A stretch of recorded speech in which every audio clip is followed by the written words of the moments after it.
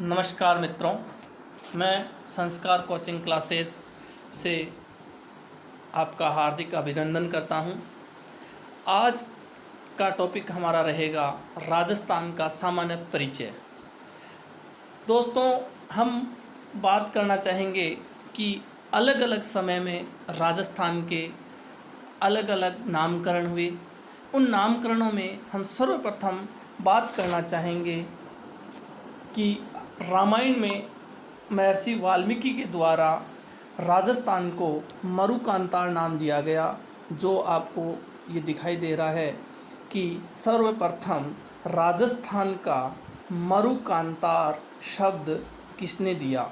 तो ये होगा महर्षि वाल्मीकि ने रामायण। आगे बात करते हैं तो एक बसंतगढ़ शिलालेख है जो सन 625, और इसको यदि हम ईसा पूर्व के अंदर देखें तो ईसा पूर्व में ये हो जाएगा 682। दोस्तों, मैं आपकी जानकारी के लिए बता देता हूँ कि यदि ईसा पूर्व में 57 साल घटा दें तो 625 ईस्वी आ जाएगा। और आपको यदि प्रश्न आए कि राजस्थान का सर्वप्रथम किस शिलालेख में उल्लेख मिलता है, तो आपको उसका उत्तर करना है बसंतगढ़ शिलालेख, क्योंकि ये प्रमाणिक है और इसी से बहुत बार आरपीएससी, आरएसएमबीएस बोर्ड, पटवारी, फर्स्ट ग्रेड, आरएस प्री 2018 इन प्रकार के पेपरों में ये प्रश्न बहुत बार आया हुआ है। तो वेरी इम्पोर्टेंट प्रश्न।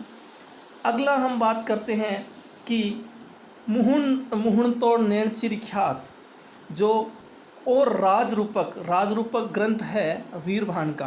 राजरूपक किसका ग्रंथ है? वीरभान का। इसमें भी राजस्थान नाम मिलता है। आगे दोस्तों हम बात करते हैं कि अंग्रेज़ जब भारत आए तो अलग अलग समय में राजस्थान का नामकरण हुआ, और उसमें सर्वप्रथम एक अंग्रेज़ था जॉर्ज थॉमस, जिसने राजस्थान को सर्वप्रथम 18वीं शताब्दी में राजपूताना शब्द कहा। और ये जॉर्ज थॉमस की मृत्यु भी हमारा जो ज़िला है बीकानेर उसमें हुई थी। तो प्रश्न ये भी बन सकता है कि जॉर्ज थॉमस का संबंध किस ज़िले से था, तो बीकानेर में इसकी मृत्यु हुई, तो ऐसा प्रश्न भी बनाया जा सकता है।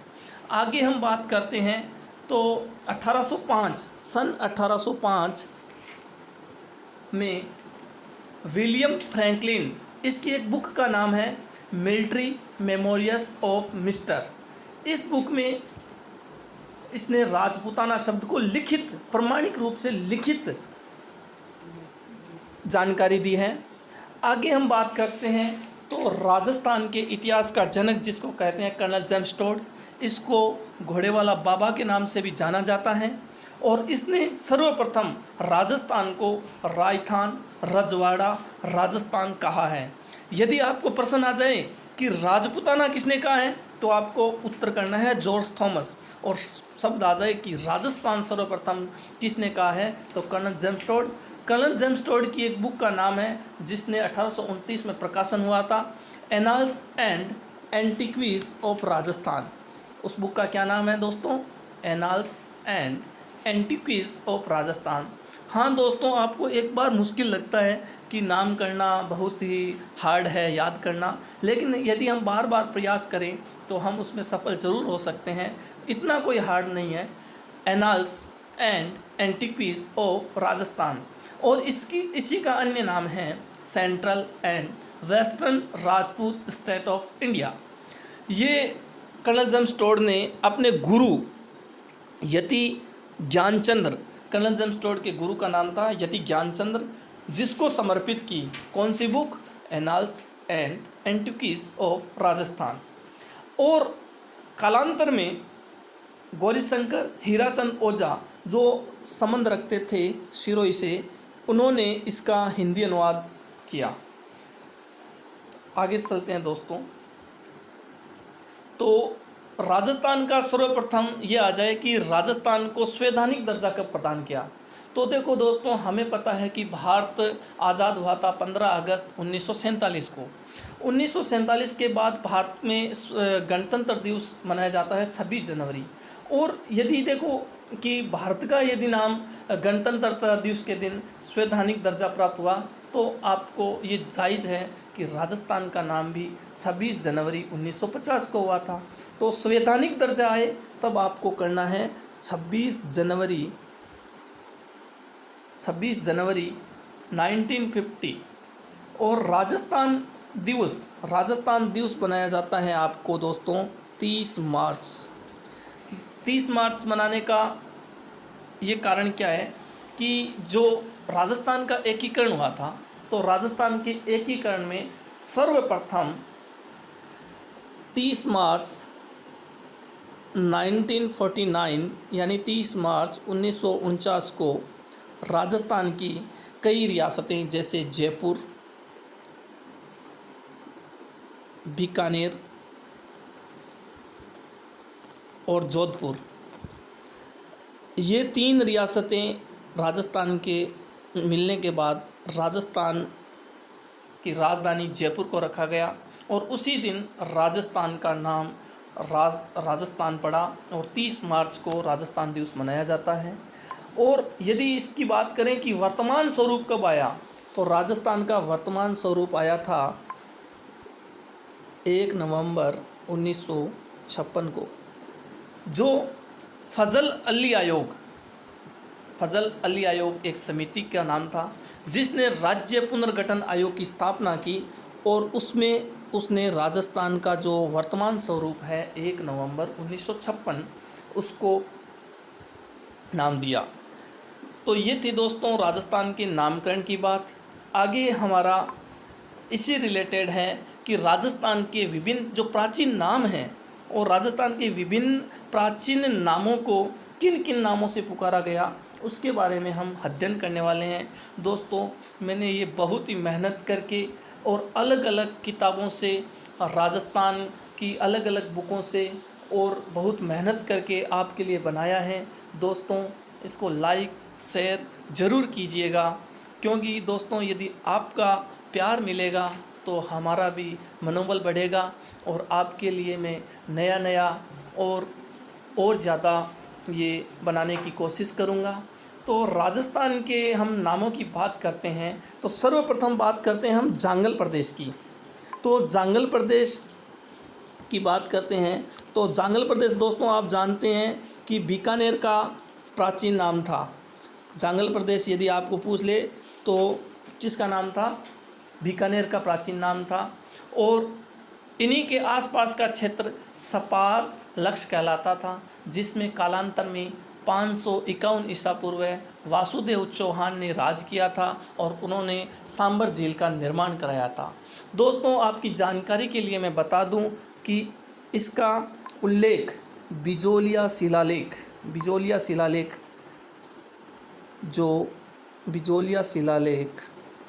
1170 में बिजोलिया शिलालेख में ये बात वर्णित है कि जो सांबर है उसका प्राचीन नाम और जो हमने ये पढ़ रहे हैं प्राचीन नाम, इन सब प्राचीन नामों का उल्लेख भी बिजोलिया शिलालेख में है। और बिजोलिया शिलालेख में सांबर झील का निर्माण वासुदेव चौहान ने 551 ईस्वी में करवाया और उन्हीं ने सांबर झील का निर्माण करवा के सपालदक्ष के आसपास अपनी राजधानी छतरपुर को बनाया। और ये दोस्तों आपकी जानकारी के लिए था कि सबसे सर्वप्रथम जांगल प्रदेश बीकानेर को कहा जाता था। उसके आगे की बात करते हैं तो दूसरा नाम आता है योध्या जनपद की बात करते हैं तो दोस्तों योध्या जनपद था हनुमानगढ़ और गंगानगर के क्षेत्र को योध्या जनपद कहा जाता था। दोस्तों, आपको मैं थोड़ी डीपली क्वेश्चन में आगे ले जाता हूँ कि सबसे पहले ये जो जनपद थे, जनपद से पहले महाजनपद आए और महाजनपद का उल्लेख सर्वप्रथम अंगुत्तर निकाय, सर्वप्रथम बौद्ध ग्रंथ है एक अंगुत्तर निकाय उसमें उल्लेख मिलता है। दोस्तों आपकी जानकारी के लिए बता दूं कि रीट 2015 पिछले साल वाला जो पेपर हुआ था उसमें ये अंगुत्तर निकाय शब्द आया था। पहला ही क्वेश्चन ये था कि जो राजस्थान के या भारत के जो महाजनपद काल है इनका उल्लेख किस ग्रंथ में मिलता है। तो आपकी जानकारी के लिए बता दूं ये एक बौद्ध ग्रंथ है, अंगुत्तर निकाय में इसका उल्लेख मिलता है। आगे दोस्तों बात करते हैं तो हम बात करते हैं वारगट। जो वारगट प्रदेश है उसको कहा जाता था डूंगरपुर और बांसवाड़ा का जो क्षेत्र है उसको हम वारगट कहेंगे। और दोस्तों कंफ्यूज मत होना, यहाँ एक शब्द है बांगड़ और एक है वांगड़। तो बांगड़ हम कहेंगे जो लूनी नदी का बेसिन है, लूनी नदी का अपवाद क्षेत्र है। अब देखो दोस्तों लूनी नदी के बारे में आपको बता देता हूँ। तो लूनी नदी निकलती है अजमेर की नाग पहाड़ियों से और ये नागौर, थोड़ा जालोर, पाली, शेखावटी क्षेत्र, इनका जो बहाव क्षेत्र है उसको कहते हैं बांगड़। तो आपको दोस्तों कन्फ्यूज़ नहीं होना है बांगड़ और वांगड़ में क्या फ़र्क है। दोस्तों ऐसे याद नहीं रहता तो वांगड़ की मीरा कहते हैं गौरी बाई को। तो वांगड़ किधर होगा, डूंगरपुर और बांसवाड़ा, और बांगड़ किधर होगा, शेखावटी, पाली, जालोर यानी लूनी नदी का अपवाद क्षेत्र। ठीक है दोस्तों आगे की बात करते हैं। तो आर्बुद बहुत इम्पोर्टेंट है बच्चों, आपके लिए बता दूं कि ये आर्बुद जो चंद्रावर्ती परमार वंश था, परमार वंश की राजधानी रह चुका है ये चंद्रावती। और सिरोही के अंदर ही आबू आता है। और आपको पता है दोस्तों माउंट आबू सिरोही के अंदर है। इसको गुरु शिखर, इसमें 1727 मीटर ऊंची चोटी है और इसी को कर्नल जेम्स टोड ने हिंदू ओलंपस कहा है। तो उसी का जो क्षेत्र है उसको आर्बुद कहा जाता है। आगे दोस्तों हम बात करते हैं गिरवा। जो ये गिरवा क्षेत्र है, गिरवा क्षेत्र वेरी इम्पोर्टेंट है। गिरवा का मतलब होता है जो उदयपुर क्षेत्र है, उदयपुर क्षेत्र के आसपास का क्षेत्र है जिसमें तस्त्रीनुमा, जिसमें क्या होगा, तस्त्रीनुमा क्षेत्र होगा, उसको कहेंगे गिरवा।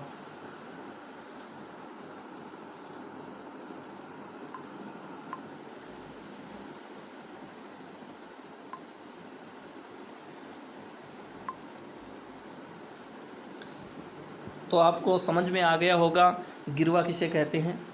आगे हम बात करते हैं कि ये गोंडवाना प्रदेश, तो गोंडवाना प्रदेश किसे कहते हैं। तो गोंडवाना प्रदेश की बात करें तो जालोर, सिरोही, पाली और दक्षिणी पूर्वी बाड़मेर, यानी थोड़ा देखो आपको कंफ्यूज नहीं होना है, जालोर, सिरोही, पाली, दक्षिणी पूर्वी बाड़मेर, यानी ये आसपास का क्षेत्र है गोंडवाना प्रदेश कहलाता है। Very important. RSMBS बोर्ड का एक उद्योग प्रसार विभाग का एग्ज़ाम हुआ था 2018 में और उसमें ये आया था कि गोंडवाना प्रदेश का क्षेत्र है, गोंडवाना प्रदेश का क्षेत्र है। तो उसमें ऑप्शन था, option number 1 Jalore, option number 2 Sirohi, option number 3 पाली, ऑप्शन नंबर 4 उपयुक्त सभी। तो उसमें उत्तर होगा उपयुक्त सभी।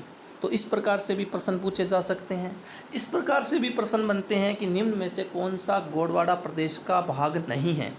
तो दोस्तों आपको जानकारी के लिए बता दूं कि हमें बहुत ही डीपली एंड बहुत ही थॉटफुल तैयारी करने की आवश्यकता है, क्योंकि दोस्तों आपको पता ही है कि आज का समय बहुत ही कंपटीशन हो गया है और जब तक हम उस कंपटीशन को क्रैक नहीं कर सकते जब तक हम हमारी तैयारी को बहुत ही गहनता के साथ अध्ययन नहीं करेंगे। तो आगे की बात करते हैं दोस्तों। ये मैंने आपको बता चुका हूँ कि अहिछत्रपुर